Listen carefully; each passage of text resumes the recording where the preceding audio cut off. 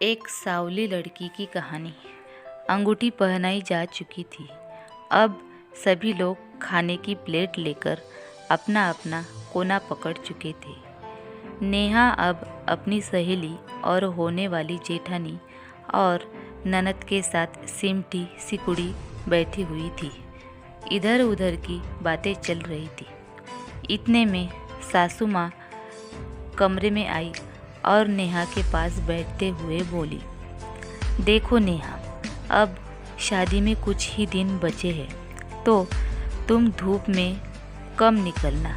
बेसन, दही और हल्दी का लेप रोज़ रात को लगाया करना, उससे रंग साफ हो जाएगा।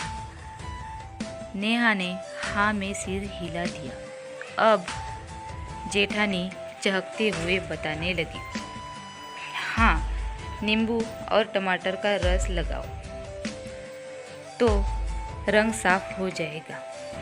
देवर जी को गोरी चिट्टी लड़कियां पसंद है, जैसे मेरे जैसे, और खिलखिलाकर हंस पड़ी। फिर माहौल हल्का हो गया। खैर, धीरे धीरे शादी के दिन नज़दीक आने लगे। जब तक ससुराल से फ़ोन आता तो कहते घर में रहने, ऑफिस से जल्दी आने और धूप में कम निकलने की हिदायत मिलने लगी। आकाश भी जब फ़ोन करता तो अधिकतर उसके सावलेपन को लेकर छेड़ दिया करता था।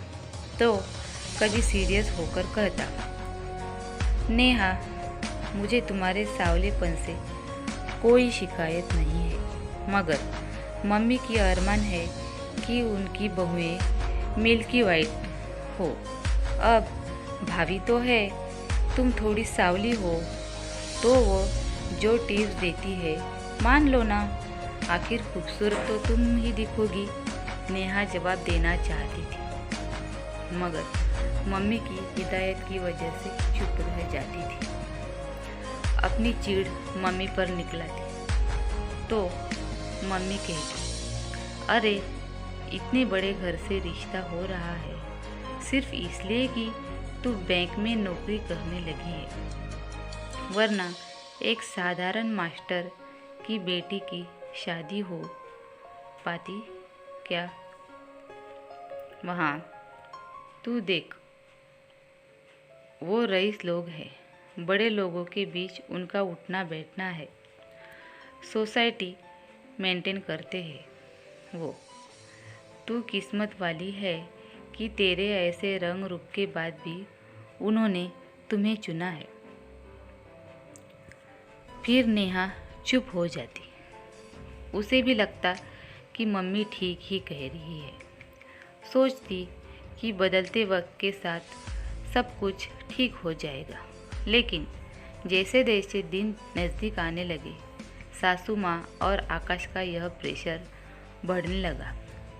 नेहा यह सब इग्नोर करना तो चाहती थी, मगर कर नहीं पाती।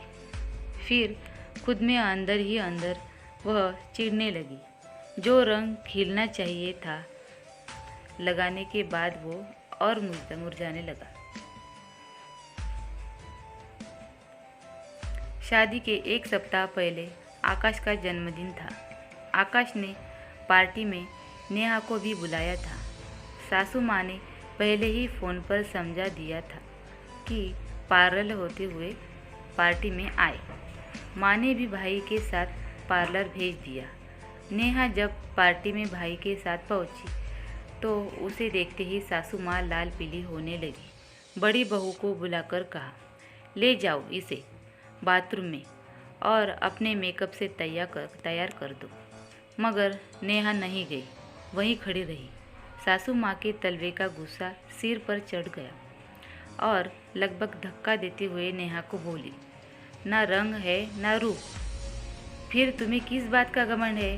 हमने अपने से नीचे घर में रिश्ता जोड़कर गलती कर दी। इतने में आकाश भी वहाँ आ गया। हल्ला सुनकर और नेहा का हाथ पकड़कर बाथरूम की तरफ भाभी के साथ पड़ने लगा।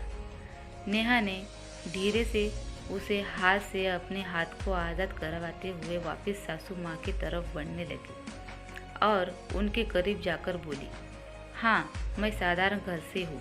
मेरा रंग सांवला है। मुझे घमंड तो नहीं मगर गर्व है अपने आप पर।